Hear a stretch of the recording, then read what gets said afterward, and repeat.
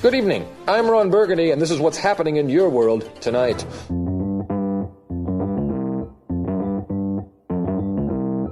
Live from Joe's mom's basement, it's the Stacking Benjamin Show.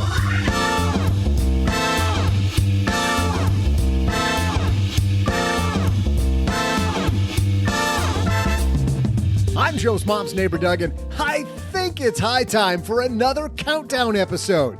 Today, Joe and OG will break down their top 5 biggest ways to win with money. Plus, one of our favorite comedians is launching a new coin. Here to debut the BretCoin, we welcome Bret Raybould. Later, we'll toss out the Haven Lifeline to Jim, who wants some advice on withdrawing money from retirement accounts. And I'll be sure to share some of my amazing trivia. And now, 2 guys who almost made my top 5 favorite people list. Almost. It's Joe and O-G.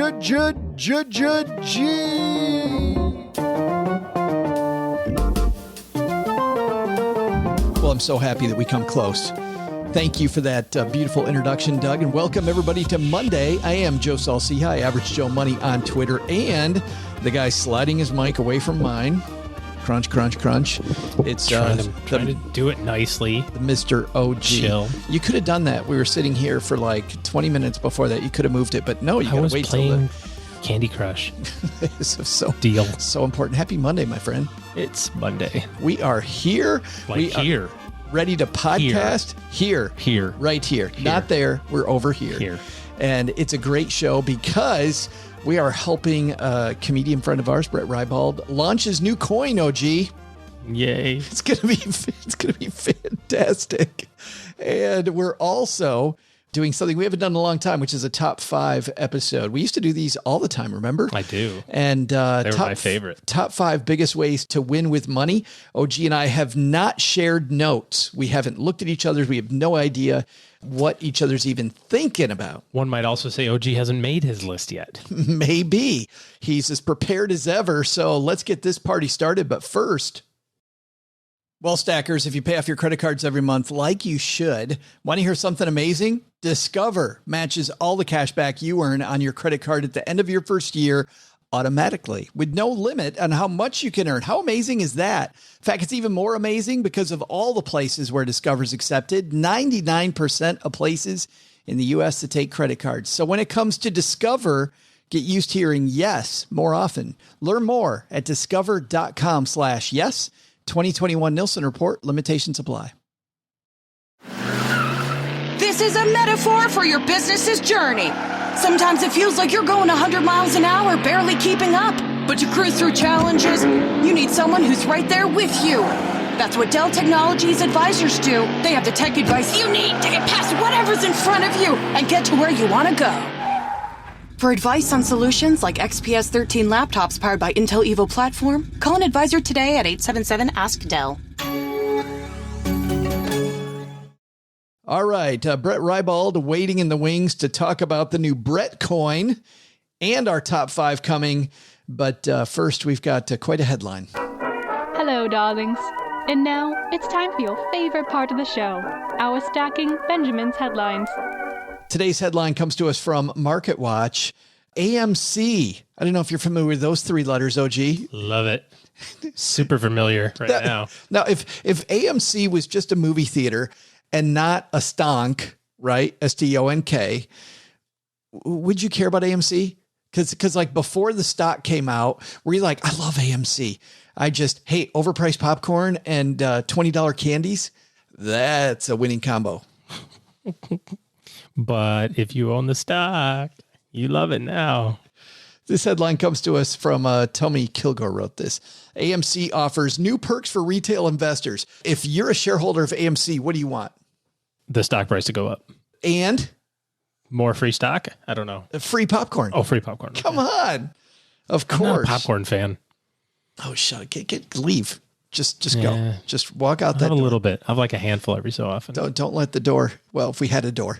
We just don't let the open air it is basement today. Open air podcasting. Shares of AMC Entertainment holdings kept soaring on massive volume on Wednesday as movie theater operator is looking to engage directly with its, quote, sizable retail shareholder base. Stock is up 81% as we're recording that for today. What could possibly go wrong? The stock blasted 50.9% higher in midday trading, reaching an all-time intraday high. When this piece was made at $49.50, it's currently trading at? Like 60? Yeah. Cha-ching. To make it the biggest gainer on major U.S. exchanges. AMC said it was launching AMC Investor Connect to put the company in direct communication with its, quote, extraordinary base of enthusiastic and passionate individual shareholders to keep them up to date about company information and to provide them with special offers. Just capturing the Reddit trade. Free popcorn and free slushies. I'm all about it. Can you see them sitting around the board? What do? We got all the Robin Hood money. Bunch of the Reddit people that are hanging in there. What do we? I think, Jim, we got to give them free popcorn. As a longtime shareholder of Apple, I would also appreciate Tim Cook giving us out free iPhones. That would be great. Hey, Tim, you listening? I know. Take a page from the AMC library. Why doesn't he do that? But seriously, this feels a little, I don't know. Make a product that people want to go to. And I'm not saying the AMC experience is horrible. I like their Dolby Atmos, the lay down seats. Those are fun. I mean, when I go back to a movie theater again. Have you done the AMC theaters where they serve you dinner? I have done theaters that do that, not AMC, and I can't stand it. Oh, I love the Alamo ones. Alamo Draft House. Yeah. No. You just want to watch your movie? Don't let your movie touch your food. Like, leave me alone. Yeah, people walking in your way. The floors are all sticky because, people spill their stuff. But that's a whole different thing. Like the Draft House is super clean. And I like it. And they got the seats high enough up that I usually don't even notice the waiter or waitress come by and grab our little food order. Like, no idea. And then I look and there's my refill on my endless buttered popcorn, which if you eat endless butter popcorn at the theater, I heard is fat free. You turn into endless butter. I totally Your do. arteries are. I feel like crap afterwards forever, but it's so good. But AMC Investor Connect, okay. Does Apple have an Investor Connect area? It just kind of feels like trying to take advantage of a moment. Well, there are you get a discount on Geico if you've got Berkshire Hathaway stock. Yeah. I mean, same. Well, that is a good point. And in some of the regional theme parks, I think they give their shareholders some bonuses. I was thinking Cedar Fair used to. I don't know if they still do. The owner of Cedar Point, Knott's Berry Farm, a lot of the Kings Island, Kings Dominion. I don't know if a lot of companies do that, but I do think they are capturing on the momentum though, because last week they also announced like a $300 million, stock offering. Like, screw it. These idiots want to buy the stock. Let's give them more to buy. So they are taking advantage of it, but whatever. Being good to shareholders makes sense, but I appreciate even more than that being good to customers because that's what's going to win in the long term, right? Sure. As people go back to theaters, you excited to head back to a movie theater? Yeah, someday. I want to see if Movie Pass works. I'm going to try to book. I got my Movie Pass card in my car. I was just cleaning out my car the other day, and I still have the Movie Pass card in there. The Movie Pass. Boy, that was a can't lose thing. Here's what we're going to do. We're going to let you into a bunch of movies for free with a very low subscription rate that only takes 1.5 movies to go to. I think at the beginning, 1.5 movies per month, and people lining up around the block to go see movies. Chief Executive Adam Aron from AMC said, "We intend to communicate often with these investors and from time to time provide them with special benefits at our theaters. We start with a free large popcorn on us when they attend their first movie at an AMC theater this summer." The good news there is it gets people back in. I mean, if you got everybody and their brother buying AMC stock, I'm with you. Take advantage of it. Yeah, I agree. Take advantage of it. And in our second headline, we know that crypto is all the rage, and we are super excited to be introducing, some new crypto to the game. Super excited. We are coming down here to the, thank you. Oh, you sound excited. So super excited. Bret Raybould joins us here. How are you, man? Comedian Bret Raybould is in the basement. We're so excited you're here with us, dude. I am so appreciative to be here, and Mr. OG, man, you really sound ecstatic to have me on the program. I'm trying to angle so that I get some of this free crypto. That's I want in at the ground floor. Yes, he's hoping for, a couple of founders coins maybe thrown his way. But seriously, Wow. You are launching. Everybody has heard of Dogecoin. You've heard of Ethereum. People have heard of the Doug coin right here in the basement. Yep. But now there's the BretCoin coming out. That's correct. As of actually today, I have officially turned myself into a cryptocurrency. It is called BretCoin. You can learn more at BretCoin.org. And I am now a cryptocurrency, the world's first publicly traded comedian.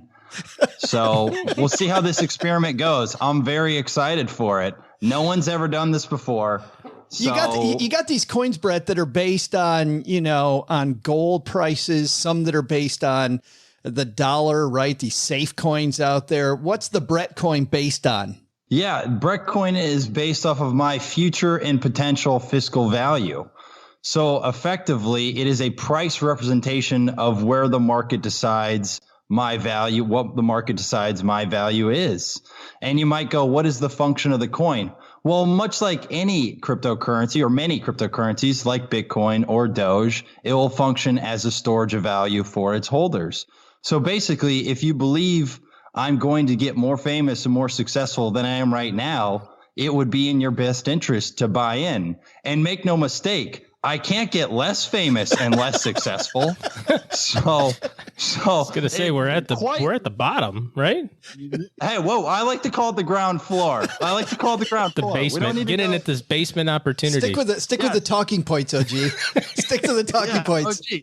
Yeah, this is the ground floor / rock bottom / mother's basement. That's what you call your studio, right? Because it is. Yes. Yeah.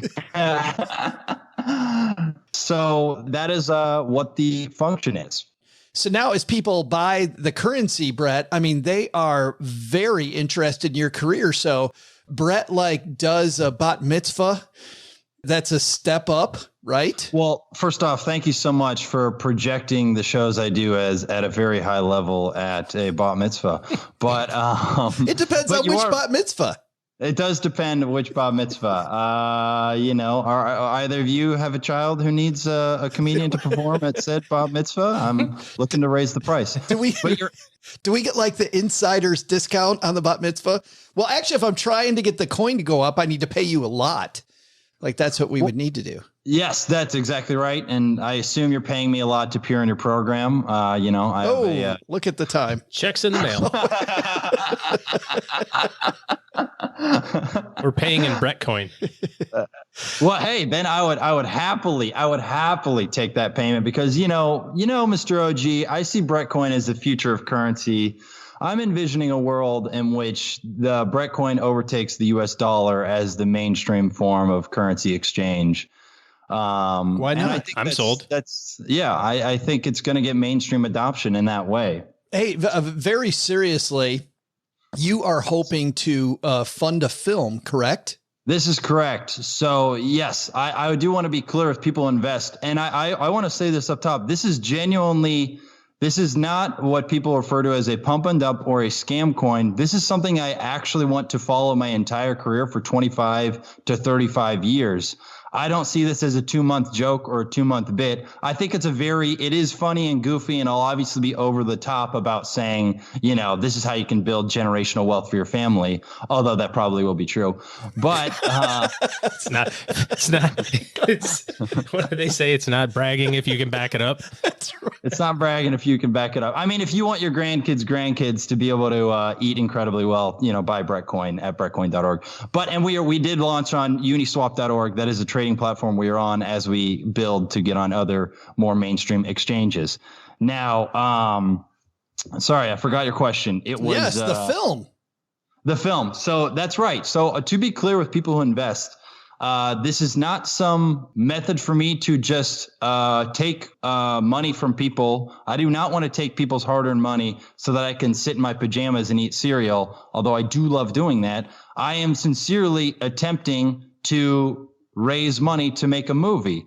And by making this movie, I will be able to increase crypto holder value because I will have increased what I refer to as the BCU, which is the Bret Cinematic Universe. Of course. Which, much like the Marvel Cinematic Universe or the regular universe, is ever expanding. What else would the BCU stand for, Brett, besides the Bret Cinematic Universe? Boston College University. They've merged. They've now merged, and BretCoin is the lunch dollars that is exchanged on campus. It's a beautiful, perfect world. You can get your beef stroganoff at the campus lunchroom using BretCoin. That's right. But you don't want to do that. You want to hold it because it's going to go up in value. It is going to go up in value. And that's why it is a safe investment. Yes, there is short-term viral potential. Make no mistake. No one has done this before. So this is uncharted waters for literally all of crypto. So there is short-term viral potential. But as I mentioned, there's a long stability. I am not going to quit comedy. In other words, your investment, if you buy in now, is safe. And if you think I'm funny, it's in your best interest to buy now. And if you think I suck, then short it. I invite you to just short the crypto. Tell me I suck. Put your money where your mouth is. But if you want to buy in, and you believe in me, what I say is put your money where my mouth is. BretCoin is not going to the moon because the moon is not ambitious enough. BretCoin is going to the sun. Now, I didn't even answer your question, Joe. Yes. No, the movie. Well, actually, which is that we're raising money for a movie. Yes. And tell me a little bit about the movie. This is what the movie is. I wrote it with one of my best friends in life and comedy. His name is Christian Duran, Christian without an H in it. Christian and I wrote a movie. The movie is called Race the Movie, and then in parentheses, it's about race. It is a slapstick comedy about race in the same vein of Blazing Saddles. I try and explain it to people by saying it's the 2021 version of Blazing Saddles. Mel Brooks is one of my personal heroes, comedy icon, and we made the modern version of that movie. Now, what happened? We won in a big screenplay competition, beating out 5,500 other scripts. Wow. So when we were sent our script to managers, producers, and agents, by and large, the main thing they said back was, it's really funny. We don't want to be the ones to make it. And the reason is, and I think a lot of entertainment is suffering from there's an increasingly risk-averse entertainment industry who's not willing to take artistic chances. Now, rather than sit on our hands and complain, I've decided to launch this coin as a method to potentially raise the money. It isn't just solely about raising the money for this movie, but I do intend for every dollar that is put into BretCoin to go toward this movie. And in doing so, I think BretCoin will rise because making this movie will increase the fame. And BretCoin is about two things. I'm trying to tell one of the best stories of 2021, that movie. And in doing so, tell another best story of 2021, how I raised the money for the movie. And if you believe that I could be funny, I implore you to watch my hour special on YouTube. And if you think I'm pretty good, there's a couple scenes on the script available online. They'll be on my Instagram, I'm sure, if you look, or you can just message me. I'll send you. There's some excerpts of the script so you can see if it's pretty funny or not. But I really think we wrote a dynamite script, and I believe it's the movie people do want to see. People want slapstick. People want something that's gut busting. And I get a great movie, and I might become independently wealthy just because I know Bret Raybould. Completely unrelated. We did get a request for an interview about a guy named Christian who was starting Christian Coin, something about a movie, and it was going to be better than BretCoin. So, I mean, maybe we just check it out and see which one. He specifically said Christian without the H. I remember that. And he said, you guys are going to interview this guy named Bret. And like, I knew it. I knew I couldn't trust my own freaking friend. I'm going to text him an angry text, and he's out. He's out. At two, Brute. At two. Yes. At two, Christian Tay. Yeah. But this is what the coin is. It's never been done before. For the first time, not only will people be able to contribute money to a performer they believe in, but also participate in the gains themselves. If you hold, I believe this idea. I have a lot of strategic partnerships I've built in New York City that will be released in the coming weeks. We have some big name investors on board that are currently silent, but when the time is right, they will become not secretive. And I will be filming another comedy special called Bret Raybould Goes Public, in which I give my investor presentation to the world sometime in New York City in the next probably 2 months, as I work on finding the correct venue. And at that venue, you better believe we're only taking BretCoin as payment. Of course. I would think it's like shareholder buyback. When you're like, well, I've released all of these parts of me, but I would like some parts back now. I would think as a comedian, Bret, that would mean maybe Gilbert Gottfried is involved. Is that it? You know what they say? Buy the rumor, sell the news. Well, at BretCoin, we have a different philosophy. It's buy the rumor, buy the news. I work every day to chop wood. There's so many projects. I'm telling you. Is it Gilbert Gottfried? Who knows? Maybe it's someone bigger. Maybe it's Tom Hanks. I don't know. It could be anyone. Could be anyone. That's so great. Investors, possibly you. We got Bret on, and we're doing advertisement for the Securities and Exchange Commission at the same time. I just want to be clear. I am not a financial advisor. I am, however, a financial savior. That's a joke. That is a joke. That is a joke. It is not Tom Hanks. To be clear, it is, people can speculate who it is. Is it Gilbert Gottfried? I want to be clear with the investors. It's very likely not Gilbert Gottfried, but you never know. There's still a chance. Joe and Mr. OG, there's two things I want. I want to have this be a long spanning project over my entire career because I think it's both funny and interesting. 2, I want to make this movie because I think people are going to love it. And 3, I don't want to go to prison. So those are good life goals right there. Make the movie and don't go to prison. We will link to the coin on our show notes page, stackingbenjamins.com. And again, the URL, Bret. Yes. If you go to BretCoin.org, Bret with 1 T, although I purchased Bret with 2 T's coin.org as well, because, I've been stacking Benjamins myself too. The coin is available on Uniswap, uniswap.org. If you look up Bret, B-R-E-T, you will be able to see it. Currently, right now, as we get onto other exchanges, I believe you can only swap Ethereum for the coin. But make no mistake, this project will grow. This is the ground floor. I have other media interviews lined up in the future, and I am so appreciative you guys have me on your show. Let's touch base in like 3 months, if you don't mind, Bret, and see how it's going. Right. Yeah, we'll connect, and I'll be behind plexiglass. You have a collect call from San Quentin Penitentiary. Would you like to accept the call? Hey, Mom, I'm not going to talk to you. I got to be on the Stacking Benjamin podcast for my one phone call. Sir, you get one phone call. I got to call the podcast. I got to let him know. Big thanks to Bret Raybould. What a funny guy. We didn't have a good time at all in that interview. No. Terrible dude. If you want to see some funny comedy, look up his YouTube special, which is Bret Raybould Retires from Comedy.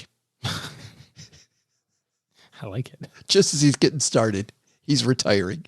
And now he's not retiring. He's back. He's back. With a movie. You putting money in this? He sounds enthusiastic. He does sound enthusiastic. Here's the deal, guys. You don't buy, just need to say this. You don't buy based on enthusiasm, and don't take any money that you're not prepared to lose. And not just with Bret. I mean, clearly for me, if I'm investing in this, it's because I want to help the guy make his movie. Yeah. And that's what he said. It's mainly for, but this is true with any of those projects. It doesn't have to be a project like, this. It could be your brother-in-law who wants to open a whatever, barbecue joint, and I like barbecue and I think he's pretty good at it. So I'll give him some money. Don't loan. You see people though, loan people all their retirement money. Yeah. Or they take their money out of their 401k. Don't do any of that stuff. Yeah. But if you want to have some fun, you want to support comedy and Bret, I think that it could be very funny. I think there's a lot of takeaways there. Oh, gee. AMC to the moon. I just can't stop hitting refresh. Some all that money I'm making. Some free popcorn if you become an investor. That's the reason to become an investor right there. Hey, I had to invest because I get some free popcorn. Exactly. And betting on the comedian. What's our big takeaway? Oh, biggest takeaways.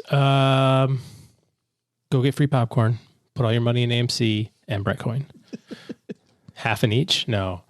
I mean, the theme is the same with the meme stocks, the cryptos, whichever one they are. It's fun to have fun. So have fun. And if you want to have fun with your fun money. Don't have fun with the money that you think you need to invest so that you can ... It's been a recurring theme the last, 3 or 4 weeks for us here, which is you're not behind. Don't think about it as being behind and I got to catch up. And the only way to catch up is to go do this crazy aggressive thing. That doesn't mean that crypto isn't going to go up a whole bunch or down a whole bunch, or that AMC won't go up or down or do whatever it's got to do. Don't use it as a lifeline. It's not like the, oh crap, I haven't done this, so now I need to do this over again type of thing. Use it as fun money. And if you want to have fun, have fun. I love that takeaway, OG. And I think that my takeaway is similar, which is I think it's really cool that that stocks have penetrated society to the point that now, quote, kids are having fun investing instead of what I used to do, which was going out and just blowing money, thinking I can invest later. Now it's cool and fun and interesting to invest some money. And sure, some of it, we kind of roll our eyes, but I don't think I'm dissuading kids from doing some of this stuff. Some great takeaways. I think it is time now. How about some trivia, OG? Just another thing I'm going to win today, like our competition. Here we go. Doug, scoot on up to the mic, man, because it's trivia time. Hey there, stackers. I'm your pal, Joe's mom's neighbor, Doug. Did you know today is National VCR Day? Of course you didn't. Back in the day, everyone thought I was a joker when I said I refused to use VCRs. They're just going to be a passing fad, I said, and now joke's on all of them because no one uses them. See? I'm right about this stuff. Look, I feel the same way about pants. That's another story. VHS almost took off for a while there, so let's make that the subject of our trivia question. Since you need a VHS tape to use in your VCR, what has been the top-selling VHS tape of all time? I'll be back with your answer faster than you can rewind your favorite movie. I'm super excited because I just looked at the calendar and Don McDonald getting ready to come back on the show and mix it up with us. If you're not familiar with Don and his co-host Tom, they host this wonderful show called Talking Real Money that we talk about a lot here at Stacking Benjamins. These two guys have been around for a long time. Tom is a former host of Serious Money on PBS, and Don's one of the first national financial talk show hosts, starting with Business Radio Network back in 1988. Investing is way too simple to be as complicated as Wall Street would like you to believe. And like Stacking Benjamins, Talking Real Money is more than educational. It's actually entertaining. Don and Tom, I think, are in the business of entertaining each other. And because they have so much experience, they entertain you and me at the exact same time. So you're going to get straightforward, honest advice on wealth you need for a more secure future. You can listen here where you're listening to us, wherever here is, or go to talkingrealmoney.com. And we'll have a link in our show notes at stackingbenjamins.com. Check it out. I think you're really going to enjoy my friends Don and Tom in the Talking Real Money podcast. Do you own or rent your home? Sure you do. And I bet it can be hard work. You know what's easy? Bundling policies with Geico. Geico makes it easy to bundle your homeowners or renters insurance along with your auto policy. Good thing, too, because you already have so much to do around your home. Go to geico.com, get a quote, and see how much you could save. It's Geico easy. Visit geico.com today. That's geico.com.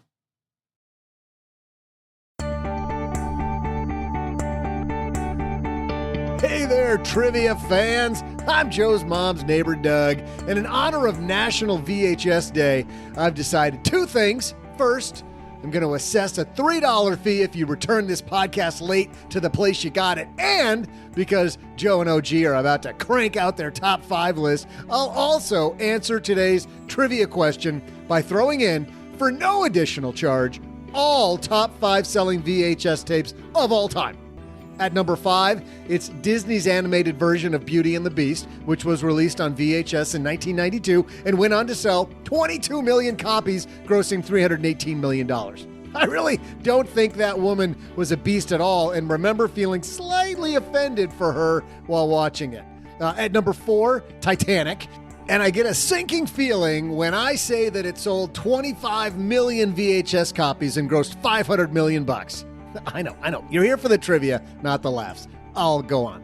We'll let the number 3 genie out of the bottle and share that Disney's Aladdin holds that spot. The story of a thief who learns that dusting old keepsakes is the key to riches debuted on VHS in 1993 and eventually went on to sell 25 million copies, grossing $625 million in revenue. Hi-ho, hi-ho, it's off to number 2 we go with Snow White and the Seven Dwarfs. Although released initially all the way back in 1937, it did not appear on VHS until 1930. I'm just kidding. It was 1994, where it saw sales of 27 million copies, grossing $430 million. Wait, that math doesn't work. Anyway, at number 1, Completing the Circle of Life, or of VHS tapes released in 1995, The Lion King is your answer. Number 1, Lion King, sales reaching 32 million copies and revenue of $520 million. With all of those animated movies in the top 5, it looks like some parents may have used the VCR as a babysitter. I mean, who would do that? It's kind of weird because, I thought that's what the DVD player was for. Maybe that VHS thing might work out after all. I should look into it. See ya! Well, it's time, boys and girls, for the exciting piece of today. No guest. Instead, we're doing a top 5 episode. And what does that mean?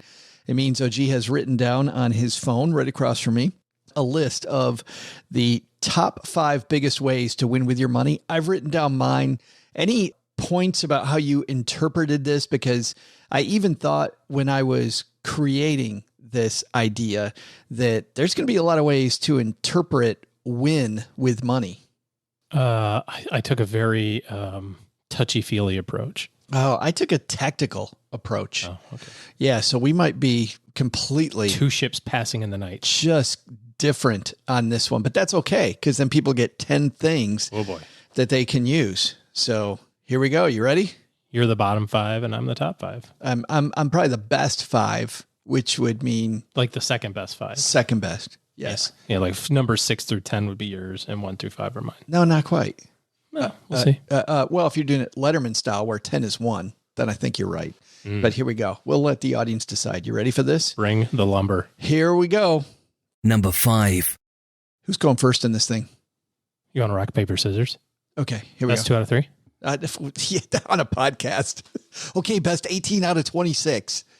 We wouldn't need to do 18 for 26. And 26 would be a stupid number to do because we could tie. What? No, it's rock, paper, scissors, shoot. Come on. God, all right. Rock, paper, scissors, shoot.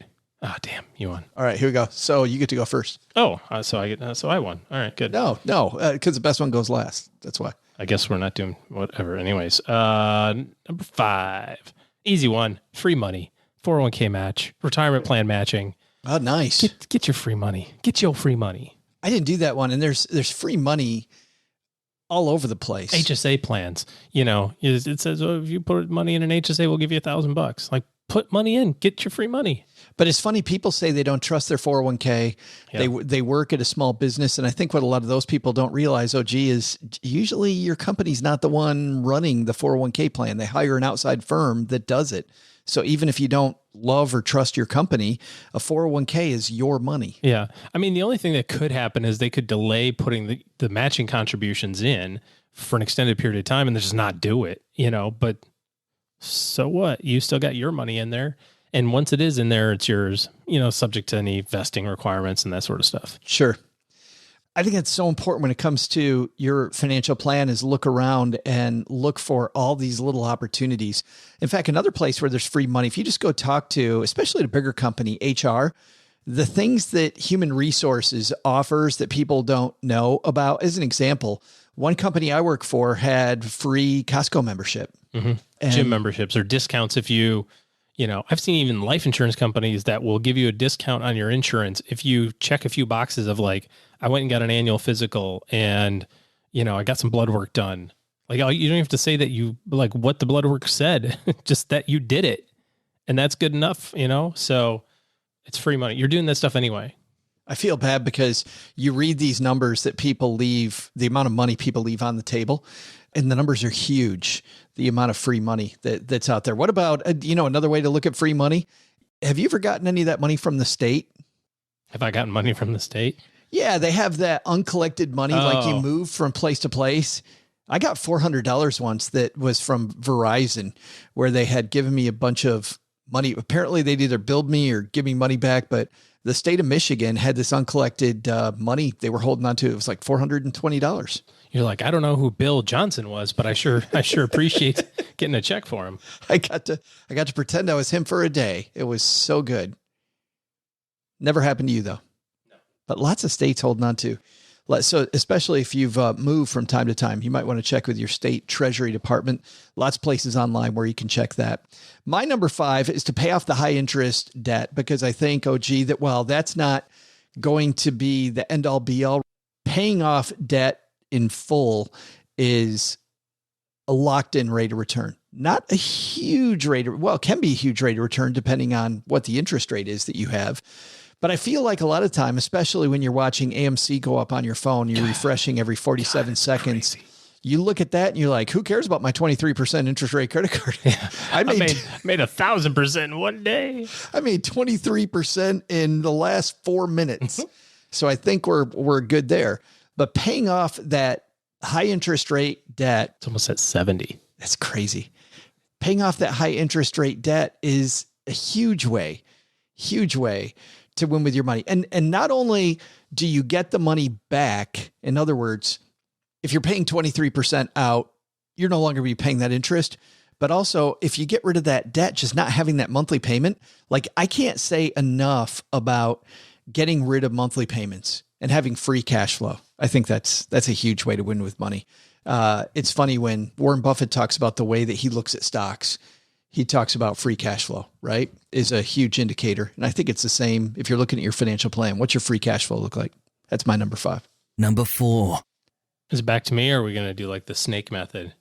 I'll go first. Number 4 is to automate. I think a lot of the time you'll pay off a debt, like I had as my number 5, and you're like, yeah, I don't have the $200 a month payment anymore. And then you start going out to dinner a couple times a week, couple drinks at dinner, all of a sudden the $200 becomes part of your living expense, right? You have to not just cut the expense, but you have to then automatically get the money saved. And I put not just automate, OG, but aggressively up the automation as often as you can. So, and even if it's a little bit, start off at $50, where you're automating into some fund or your brokerage account, wherever, into the 401k, move it up to 60 a couple weeks later, and then 70, and then 80, and then 90, and just keep moving that thing up a little bit at a time. And you'll get there. It's not a life sentence. I like talking with clients, and we'll say, according to, we do this cash flow analysis. It says, hey, you've got $1,000 a month left over. So let's talk about how to redirect that, because right now it's going into the ether, right? It's just, ugh. So let's invest it. And then everybody's like, I don't know. Are you sure your numbers are right? Maybe they're not right. I'm like, well, you gave me the numbers to do the math on, so maybe your numbers are wrong, but I think they're right. And by the way, if we're wrong, in a month from now, you can change it. So do 1,000 a month. And if it's like sucks, go to 800. You just click a button and you can change it that quickly. So I like that. My number 4 is your number 5, which is get the bank out of your life. We talked about this at breakfast this morning, and how most bankers are not super fun to deal with. Pardons me if you are a banker. I love my sister dearly, but I just don't see the decision-making process at the bank. Like, I mean, what does bank have to do with your sister? Anyways, nevertheless. You're not going to tell that story? I better not. But here's the point. They're not your friends. Credit card companies aren't your friends. Amex points they're not your buddies, although I love mine. you're a customer to them. And what's the purpose of a customer? The purpose of a customer is to generate revenue from, so that you can reward your shareholders.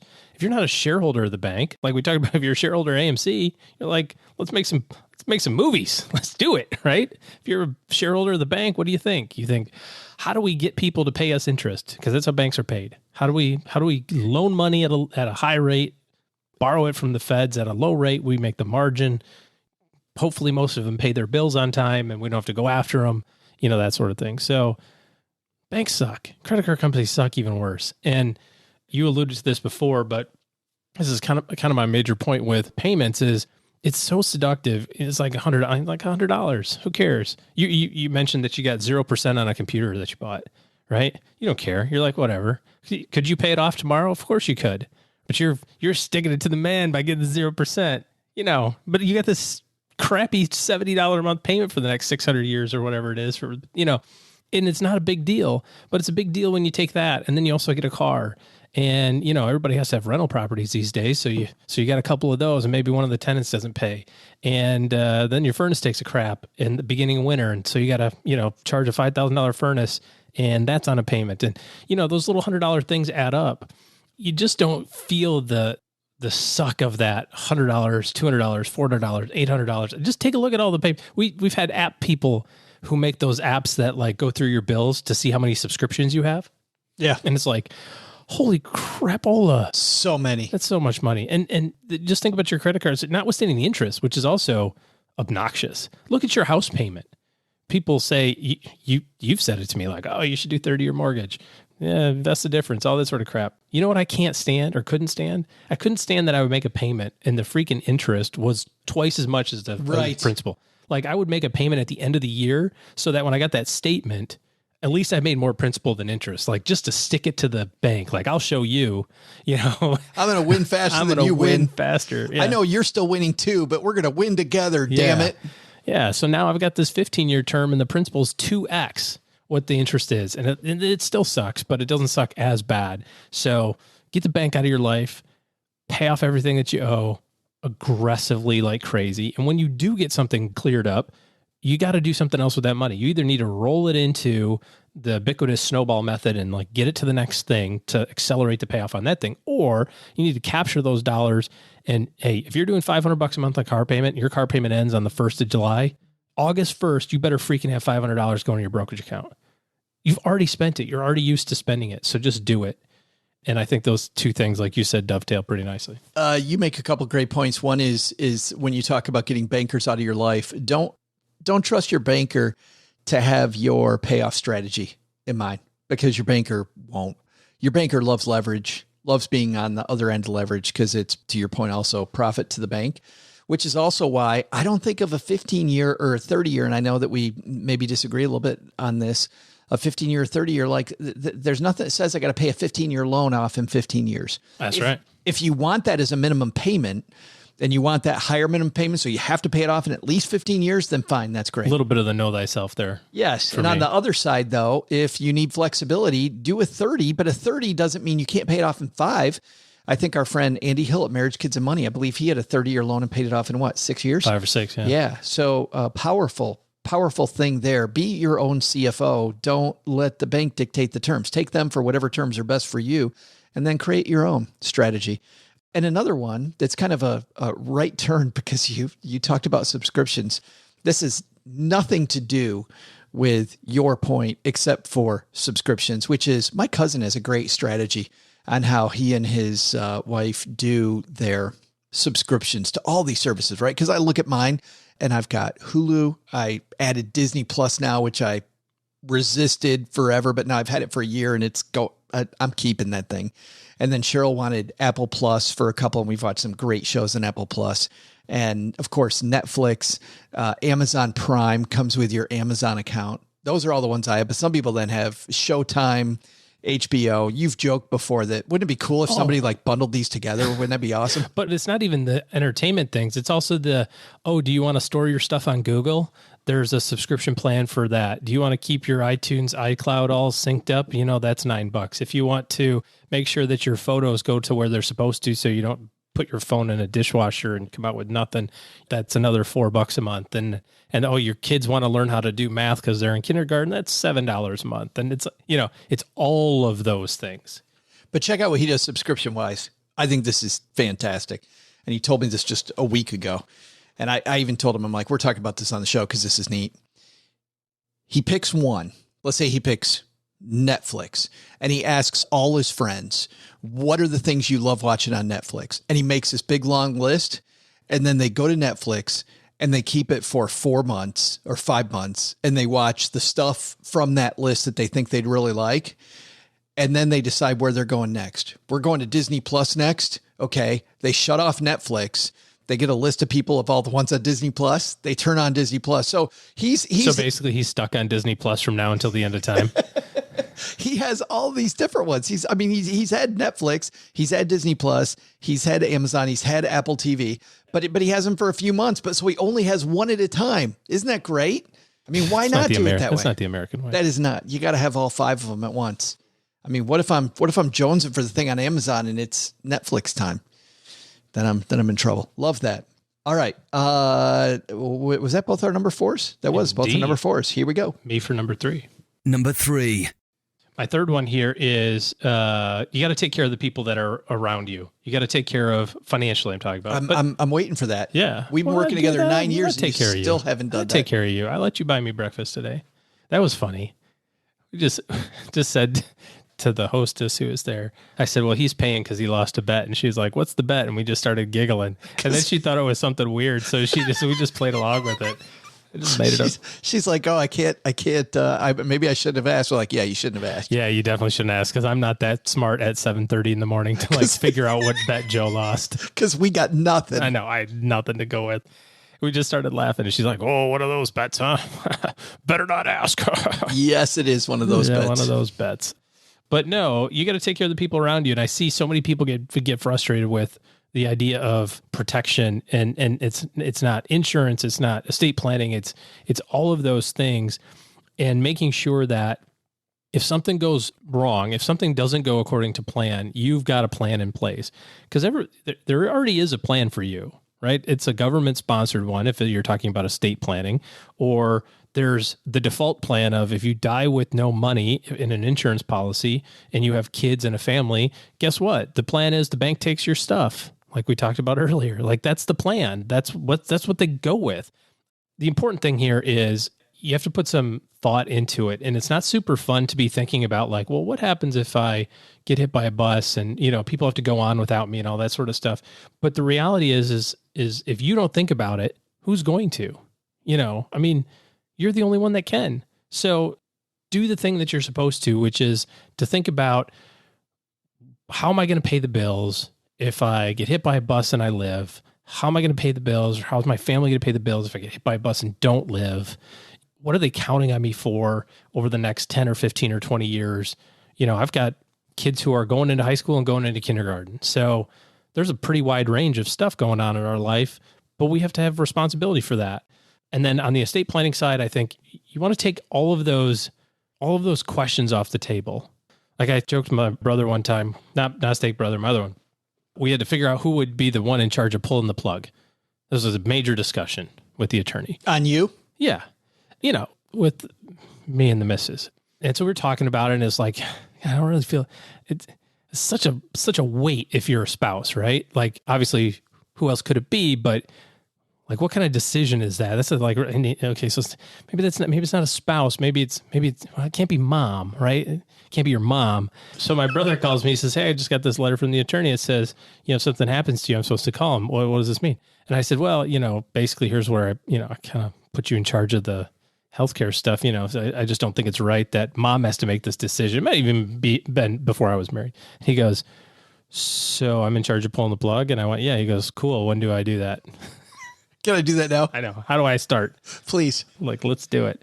But there's nobody else who's going to think about it. Like, you can't abdicate the responsibility to somebody else to like come up with the plan. You can abdicate somebody else to do the math. You can say, hey, I don't know how to do this calculation. I don't know how to consider this. And you go hire an attorney or you go hire a insurance guy to do the calculations or work through your benefits or whatever. You can do that. But the responsibility is all yours. anyway, that's all I got to say about that. No, I agree. And it's selfish that didn't even enter my mind.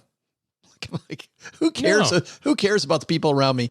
But I like that because I'll tell you, you're in a different stage of your life, right? So some of this is lifestyle dependent too. My favorite financial planning book still, of all the people that we've interviewed, is still Ken Honda.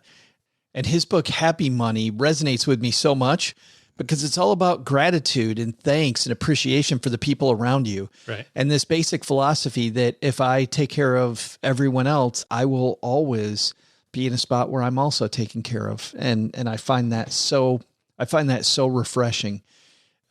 Good stuff. And I'm a little embarrassed that I didn't even think about it, because my number 3 is tax strategy and asset allocation, which I put together in one bucket, because really when you're allocating your assets, you're deciding which ones are going to go in the Roth, which ones are going to go in the pre-tax 401k or IRA or whatever it might be, and which ones am I going to leave out. And then even more important, using things like modern portfolio theory or the efficient frontier, which, man, those are big words, but it really isn't complicated.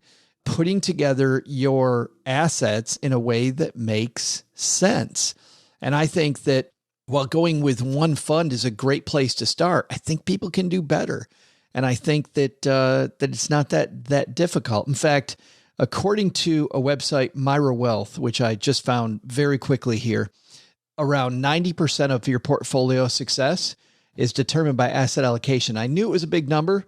Not sure that it's 90%. Yeah, that's what the studies say. But it certainly is going to be a big number about having the right investment. I remember when I was a financial planner, one person telling me they had the number one Japan fund.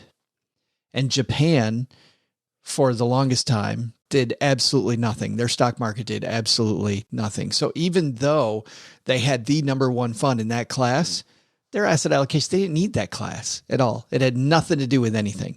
So getting your asset allocation, I think, correct, and then rebalancing twice a year. A lot of studies say once. I still like twice. No harm, no foul. From all the studies I've seen, doing it twice just doesn't give you a huge... There's no benefit. Doesn't give you a bang for your buck, but I still like twice. So that's my number 3. Number 2. We're getting down there, man. Number 2 is one that you and I talk about all the time. I love the phrase, you can't shrink your way to greatness. You can cut cost all you want, OG, but my number 2 is earn more damn money. Something that we often overlook, and it's way more exciting to earn more. It's exciting to think about strategies to earn more money. I think our brains are built to figure out ways to succeed more, to add more to the world, to bring more, manifest more stuff into our life. If I want to talk like a motivational speaker, go Tony Robbins. But I think earning more is vastly overlooked by people. And the number of times that I've had discussions with people about cutting expenses, those are horrible discussions. What are we going to cut? What are we going to cut? But when you say, hey, how are we going to do more? People get excited. I get excited about that. So that's my number 2, earn more money. I like making more money, but I think it's also okay to look at it from the perspective of being ruthless around what you do spend your money on. So it's okay to every so often kind of get out, everything on the chopping board and say, do I need all these subscriptions? Do I need all that stuff like we talked about earlier? You can cut away those things. But like you said, if your spending is $5,000 a month, you can cut your spending to 1,000. Like there's some number where you can't go below that allows for sustenance and shelter. Like there is some number there. But if you're making $60,000 a year, $5,000 a month, and you can go make $6,000 a month or $10,000, there's no limit to that side. Well, how often have you and I seen, especially since we started podcasting, the number of people we interview that are spending money lavishly on things that they love, and they're not earning a ton of money. And the way they do it is they're spending a ton of money on what they love, but they've ruthlessly cut, to your point, on things that they don't care about. And you know what? They're living this phenomenal lifestyle. I remember trying to get my sister-in-law and brother-in-law when I was in Michigan to come to some of the live events that we had. And my brother-in-law's like, I really don't care about all that money geek stuff. Like I like earning money and putting it away, but I don't think that thing's for me. I'm like, you have no idea. These are some really cool people who are exactly like my brother-in-law. And I think my brother-in-law would also feel empowered by some of the trips these people were taking, right? How many people that take these huge trips? I'm thinking about friends that fly first class to all kinds of different places, live this great lifestyle, and yet do it without having to mortgage their future. So it's very hard to get people that don't know to realize just how much more simple it is than they think it is. All right. My number 2 is you've got to do a good job of balancing the future against today. I think we spend a lot of time and energy thinking about, the next 30 years. And, in the last year, I think it's probably proven to a lot of people that, maybe the next 30 years doesn't show up, or maybe it's a lot different than what you expected the next 30 years to be. I don't necessarily mean that you should, forego all of your savings for consumption today, but the way that I like to think about it is in the context of Disney World, because I was very reticent to go. I'm very excited about having the opportunity to go back when they are back to full whatever capacity. We looked at this fall again. My daughter, we wanted to go when she was 4. We didn't because of COVID. We can't go this year because they're still not doing like the Halloween party or any of that sort of stuff. And, we want to do those experiences. But, what I say about Disney is, what good is it to have $10 million in the bank and have never taken your kids or grandkids to Disney? It's a super expensive, over the top, obnoxiously over the top expenditure. But I think it's a great metaphor for everything else that's going on that you're going, I'll do that later. I'll do that later. And if you do that too many times, pretty soon you're like as old as you are, and you got all this stuff that's Dude, I'm just on your bucket list. Sitting right here. But in all seriousness, I think financial planning is sometimes about permission too. And if you're on track for your goals, it is A-okay. You guys might want to put this on a t-shirt. You don't have to save more money. Like if you're good, you're good. Just, it's okay to spend it. Like that's what it's for. If you have an emergency, you have an emergency fund. Guess what? You just take it out of that. Like it's okay. That's the purpose of it. If you have excess cash and the stock market goes down and you want to buy more stocks with it, you can do that. If the stock market goes up and your AMC stock goes up freaking $17,000 in a day, guess what? It's time to go on a little party. It's like, that's fine to do too. I think OG's buying lunch on the corporate card, but yes. Which means I buy my own lunch. Well, you're buying half of our lunch. So think of it as you buying mine and I will chip in to buy yours. How's that? Is this where it becomes an arms race? Like appetizer, I bet I can out appetizer you. Yeah. I'm going to make sure my half spills over. Yeah. So it's like when I was working for the university and the head of our department came in and said, "Hey, you got to find stuff to spend money on." I'm like, "Why?" And she's like, "Because if we don't spend it, we're not getting it next year." And I'm like, and that's the problem. right there. I think I've identified the issue. So a little bit of YOLO is okay. That's the t-shirt. A little bit of YOLO is okay. I'm thinking of a client that I had that found out that he probably had just a couple of years to live. And all of a sudden he went from super people and he went from working all kinds of overtime to all of a sudden we were talking about the trip to Alaska they wanted to take. And they had to do it soon because if he was only going to live a couple of years, probably the first 12 months he was going to feel decent. And the second 12 months, his doctor told me he probably wasn't going to feel great. So they're going to take this trip to Alaska that they've been putting off. They were going to spend more time with their kids. He was going to go ahead and do the early retirement that I was telling him forever, OG, on paper he could do. He had enough money. And what was sad, and this was horrible, and at first it's going to sound great, but it was horrible. He found out then a couple months later when he got his second opinion, they made a big mistake. And it was a curable thing, and he was going to live. And I say that was horrible because immediately he started working overtime again because you don't know how long overtime is going to last. Put off the trip to Alaska because I don't know if we can afford that. And what if overtime is going to happen at the same time? Like all of a sudden you saw this guy's priorities line up because he thinks he's going to die. And when he goes back to not knowing if he's going to die in the next 2 years or not, his priorities went back to crap. It was horrible. Yeah. It was so, his wife was so frustrated with him and I was too. Rightfully so. Yeah. Yeah. It was bad, but you're right. Those conversations about using money as a fuel to do what you want. Reminds me when Rachel Rogers was on recently. And remember when she said, she's like, upgrade something in your life.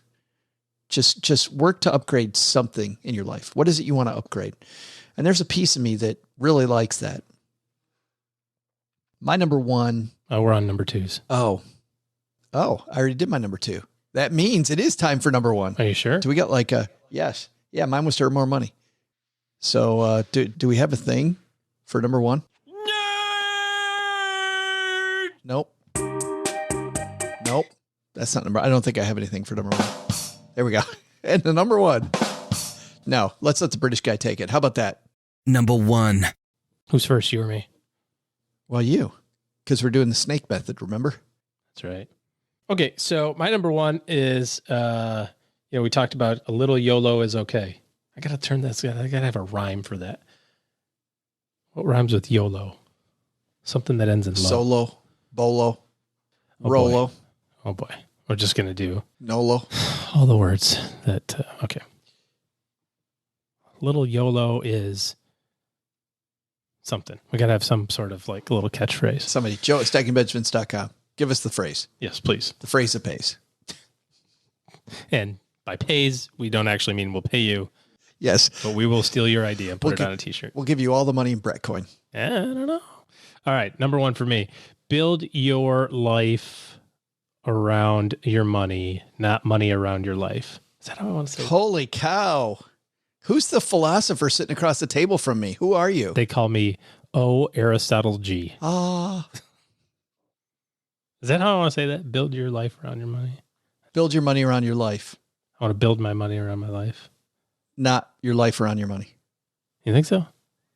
I'm not sure because I could actually see that both ways. Yeah. Yeah. I don't know. I mean, build your life around your money. Here's what I mean by this. All right. And then we'll just solve it by just what I mean is, because somebody's going to go, that doesn't make any sense. It doesn't. This is what happens when Joe tells me 5 minutes before we record, I need 5 things. I'm like, I got 3, but I'll come up with 2 more. Super. And this is your number one. And your number one is the one you could, like the last thing you thought of is your best one. Well, I put them in order. This is super. Random order. Remember the conversation that we had here about how yours are better than mine? It is pretty good, actually. Here's what I mean by this. Too many times we take for granted like the position that we are in life as it relates to money. And we go, well, this is how much money I have. Therefore, this is the life that I want. I think a little of this is what we were talking about earlier around, doing the stuff that you want to do and just being okay with not doing other things. There's people out there that have vacation cottages and don't go on vacation, right? Because their vacation cottage is their vacation. That's what they want. A couple of days ago, we talked about timeshares, and that was their getaway place, right? So create the life that you want to have. You said upgrade something in your life. I immediately thought of something personally that we did years ago, and I'm so happy we did. Think about your life and design it the way that you want to design it, and then figure out what it takes to make that happen. I like Paula has said that she figures out how much money she needs to save and then does whatever the hell she wants with the rest of it. She starts with, okay, I know to be on track for my goals, I need to save this. And then the rest of it, I can do whatever the heck I want. And I think that's the point here is we don't have to, follow a certain dogmatic approach of like, well, Dave said I need to save 15%. I'm on step number 43,219. And on that step, that means I'm supposed to have 10 times my salary in insurance. And because I'm not doing $100 per year of school per kid in my kid's 529 plan, therefore I'm behind. Like, design the life you want, figure out what money it takes to get there, and then just go do it. It sounds super difficult, but it's not. It's all of those things that we just said, all kind of wrapped into one. Go make more money. Don't have the bank in your life. Take advantage of the free cash that's available to you, And if you can do those things, it won't matter. I was just texting a friend, and he said something about, living vicariously through each other or something. He goes, I can't imagine anybody living vicariously through me.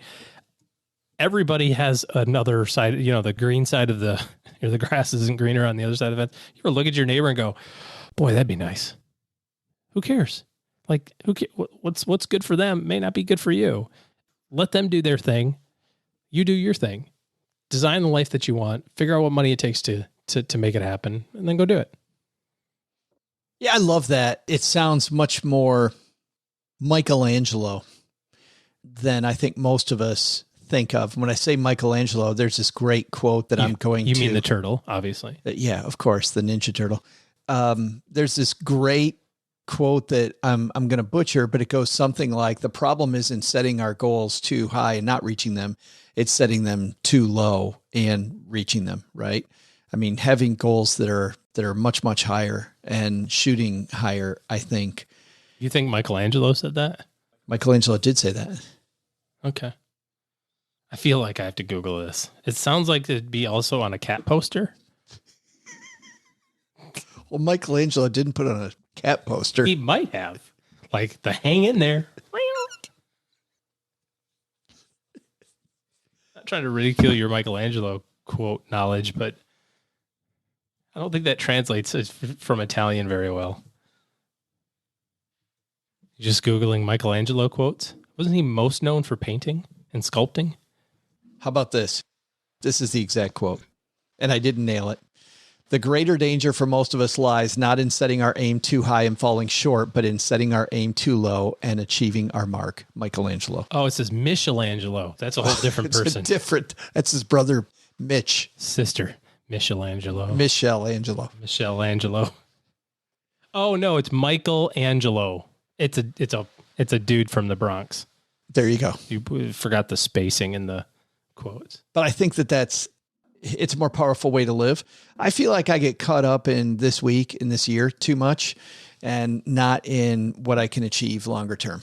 Well, that's the Dan Sullivan one, right? A lot of people underestimate what they can, or overestimate what you can do in a year and underestimate what you can do in 25 years. I do that quite a bit. And I don't think about the milestones on the road to something greater when I'm planning my day. I'm too busy planning a to-do list of things that I want to get done in this 24 hours to prep for the next 24 hours versus setting up those bigger goals, which, by the way, leads specifically to my number one, which is to get a plan and have it in writing. Because I find that when I have that plan in writing and I revisit it, like you and I do in those coaching sessions we go to, when I review those lifetime goals and I see another quarter going by where I didn't spend a lot of time on those goals, but I spent a bunch of time chasing my tail, it gets me refocused.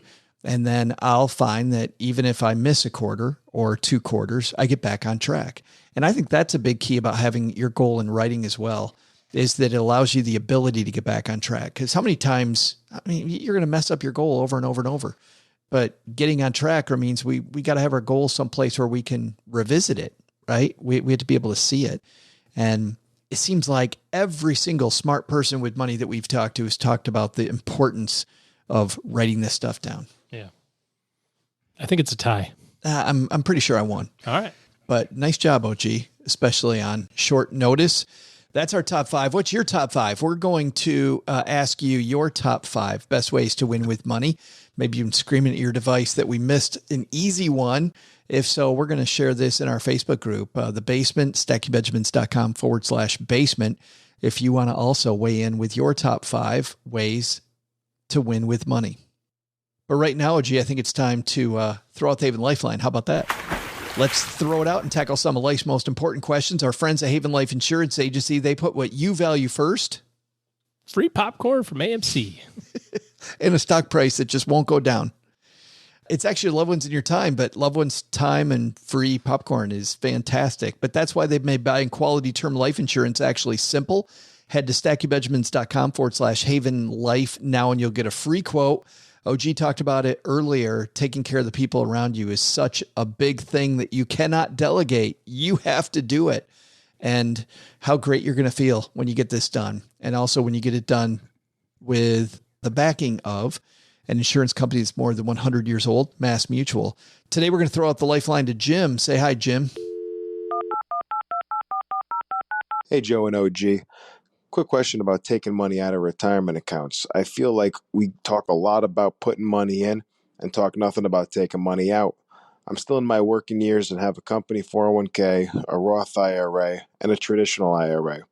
I plan to roll the 401k into the IRAs when I retire, but my question is, what's the best way to start taking money out? Does it make more sense to drain the traditional account first and continue to let the Roth grow? Or should I take money out of both accounts each year? By the way, I'm an XL, crop topped. Thanks for that, Jim. And thanks for bragging about your t-shirt size. The cool thing is Gertrude's going to send you a code and you can pick any size you want, but nice job on being the XL. And Jim, you're also a guy who thinks about this stuff the way that I do, because I love the Stephen Covey phrase, Stephen Covey of 7 Habits Highly Effective People phrase, where you pick up one end of the stick, OG, which is putting money in these things. You also automatically pick up the other end of the stick. And Jim, wondering about that other end of the stick, taking money out. So what's some guidance on helping people take out money in a systematic manner? I think the real answer is it's going to depend, because it's going to depend a lot on tax rates. It's going to depend on the cash flow that you need to sustain the lifestyle that you're looking for. It's going to depend on what healthcare costs look like. You know, if you're looking at something like the Affordable Care Act, there's some income requirements or income limitations in terms of how much money you have to pay and that sort of thing, you know, to make that a premium payment. So the answer is going to be, it's going to depend on where you're at in your life at the time, which is why, you know, we advocate having money in different buckets along the way, because it's going to give you the flexibility to be able to choose. Do you want to have tax-free money this year or this period of time? Do you need to take some money out of your IRA? Do you need to take some money out of your regular brokerage account? And if you can balance those out and always have the flexibility, that's where you're going to win. Yeah, I love that idea of the tax triangle, OG, about having some money that's in the flexible account, some money that's in a Roth, and some that's in the pre-tax positions. And so then to your point, then every year you can create a strategy that's best for that in the long term. But really, if you're looking long term, I mean, isn't it really best to have that Roth money? If you're on the fence, isn't it best to have that Roth money waiting for later? Yeah, I mean, all things considered, I'd much rather have tax-free money building for a long period of time. But just like we were talking about just a second ago, let's say that the cutoff on income for being able to get some help with your insurance premium is $70,000, but you need to live on $90,000. Well, should you take 90 out of your IRA and then have to also take another 10 out because of your insurance premium? You take 70 out of your IRA and 20 out of your brokerage account, or 20 out of your Roth. Yeah. We want to balance each one of those needs and goals out on an annual basis, because it's going to change depending on tax rates. It generally, Jim, I absolutely love that. Use the pre-tax money for your lower tax brackets. And then when you start inching up into higher tax brackets, that's where the Roth money comes in. Good stuff there. And then, having money in a brokerage account just for flexible cash, right?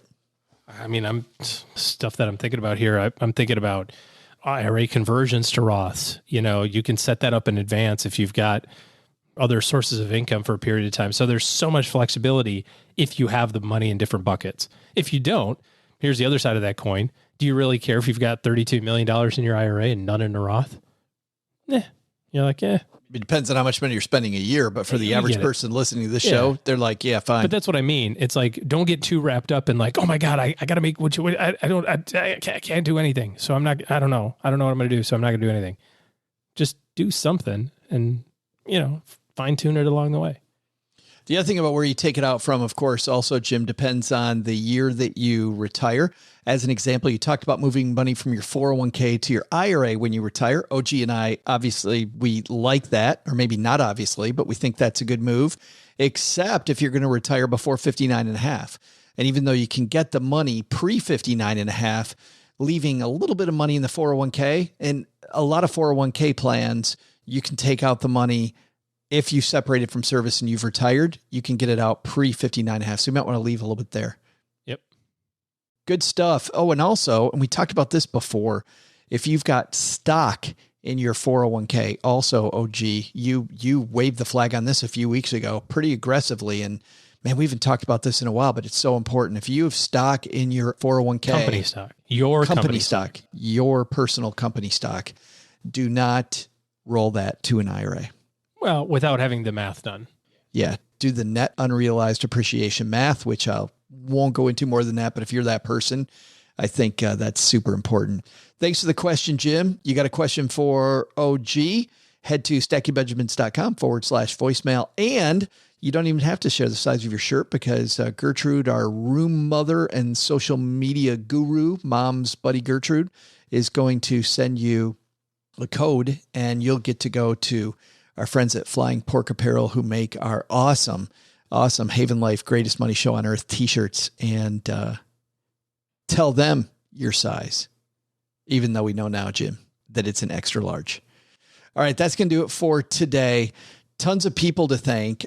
Number one, we have to thank people who have given us a review of the show. I know that I've been talking about this a little more lately, and it's partly because I've taken some classes, OG, on how social media works. And generally, I don't leave reviews for shows that I like, but it's so important that we get the word out. If you like what we do, please go to Apple Podcast or wherever you listen and share a 5-star review of why you like the show. And in fact, over the short term, we're going to give away some books because of the fact that I've got tons of books here. Saw your library's packed. I've got we haven't, because of COVID, we haven't had any live events. And so I've got just tons of them. And for this last week, our winner of a book of his choice, and I'm going to send him a long list he can choose from, goes to our new friend, Eric. And Eric, just wanted to let you know also, Mom has this on the refrigerator. 5 stars, approachable. They break concepts down in a light, fun way to make investing and finance an easy conversation. Not only look at money, but other aspects of life and really focus on big picture. Genuine podcast and host. Thanks for that, man. We really appreciate you doing that and spreading the word about the Stacking Benjamin show. So expect an email from me imminently.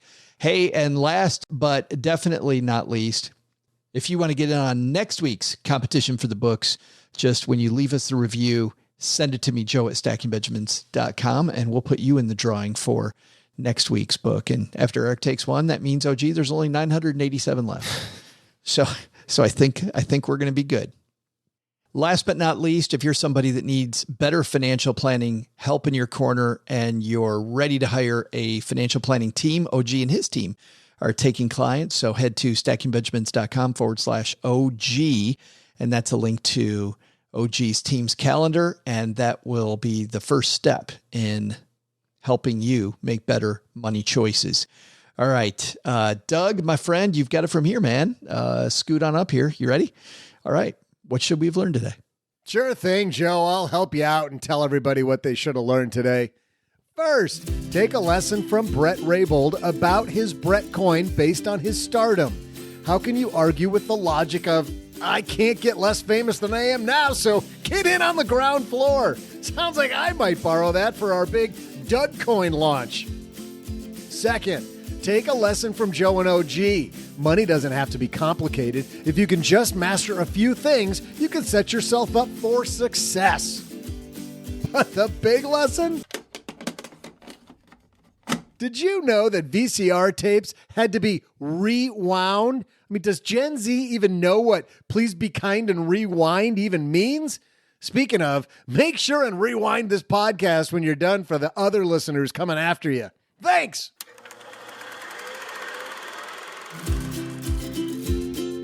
Big thanks to comedian Bret Raybould for joining us. You'll find more at BretCoin.org. To learn more about our guests and for more resources, you can head to our show notes page at stackingbenjamins.com. Looking for even more resources that pair nicely with a newly opened episode of Stacking Benjamins? You'll find lots of video links, other related podcast episodes, explainer guides, and more in our Guide to the Shows, part of our Stacker newsletter. Head to stackingbenjamins.com/stacker to sign up. It's absolutely free and, of course, packed with even more humor we couldn't fit in the show. Yeah, like that's possible. This show is created by Joe Saul-Sehy, produced by Richie Rutter-Reese, and engineered by the amazing Steve Stewart. Online, visit us on Twitter at SBenjaminsCast or on our Facebook page. I'm Joe's mom's neighbor, Doug, and if you could only know what it really smells like down here. SB Podcasts may receive payment on the show from sponsors and guests in the form of books, giveaway items, discounts, or other remunerations. That's a big word. There's no way you take advice from these dorks, but like Joe's mom always says, don't take advice from people you don't know. This show is for entertainment purposes only, and before making any financial decisions, consult with a real financial advisor.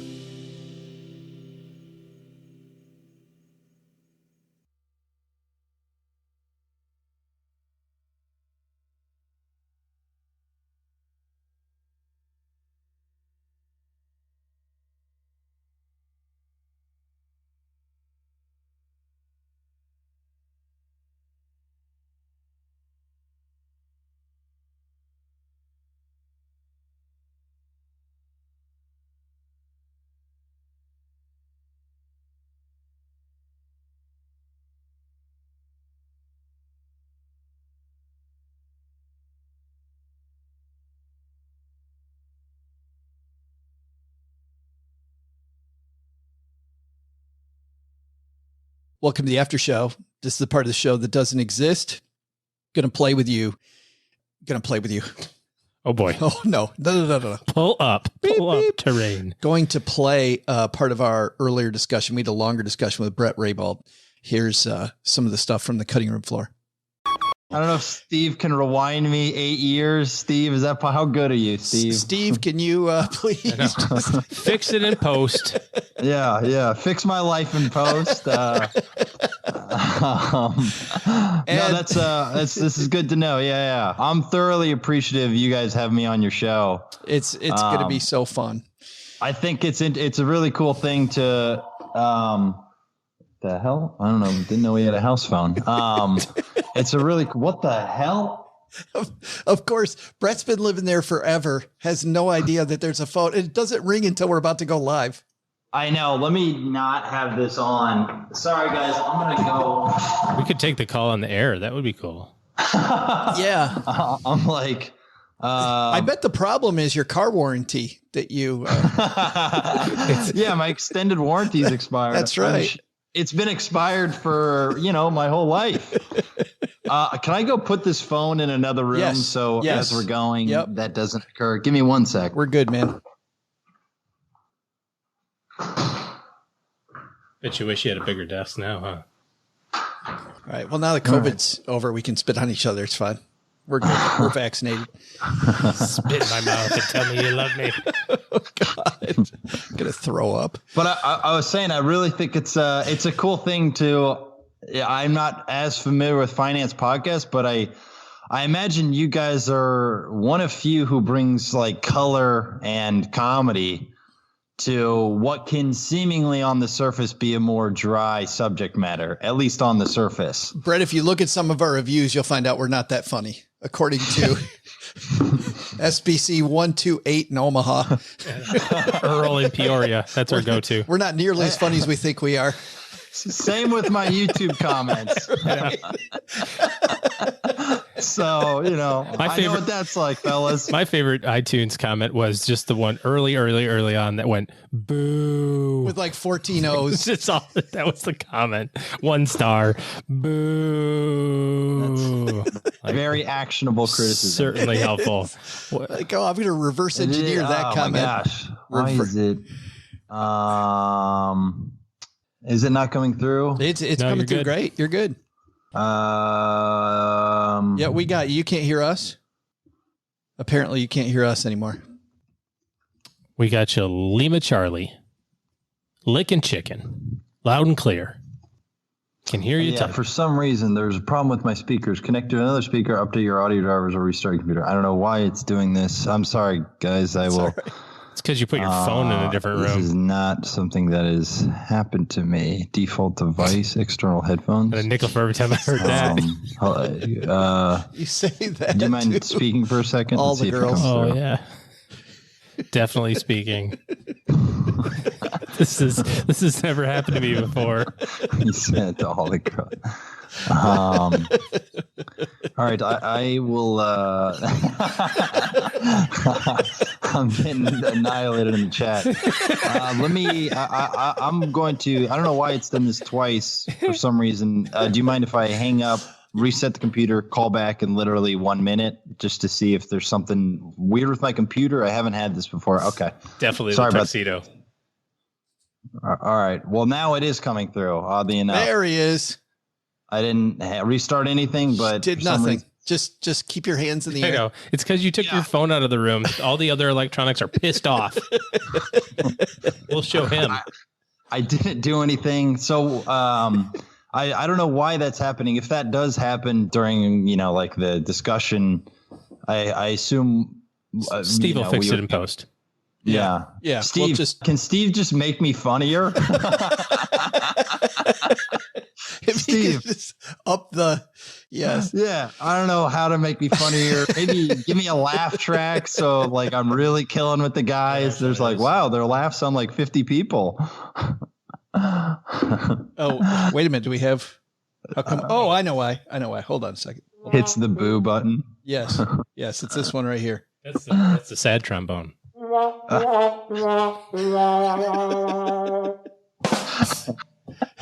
Every time you talk, we'll do this.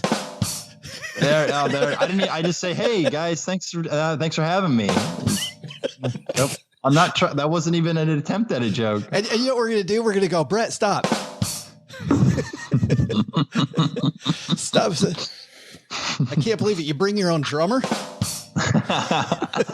Yeah, I take him to every podcast appearance. He's in my house with me. It's that kid getting back at you for pooping in his toilet. All right. We ready to do this? I'm ready if you guys are. I mean, we've got 10 minutes of content already. I feel like that's pretty good, right? We're good. I think we're good. That was gold.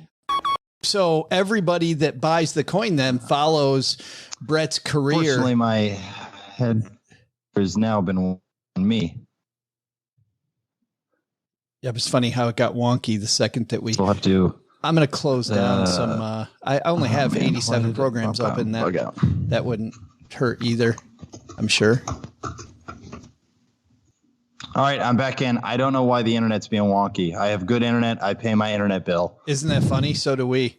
But he refuses to get anything more than the 1 megabit download speed. And I'm like, Joe, we have to upgrade. But it's all about upload. He's like, no, we're fine. We're good. Yes. Dong, dong. I'm like, come on, man. AOL's coming back. It's coming back. Yeah. Your internet is still on one of those discs, huh? You still we have so many of them, 25 hours at a time. It's great. We're putting in another disc every day. Yeah. And Mom, you can't be on the phone right now. Stop. I'm trying to order pizza. Come on. I'm trying to film a podcast with the world's first publicly traded comedian. Come on. And then when we're done with the CDs, we hang them in our rearview mirrors. Yes.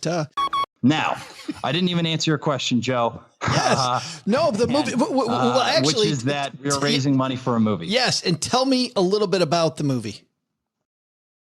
Oh, can you hear me? We got some funky in and out thing going on. I apologize. At what point?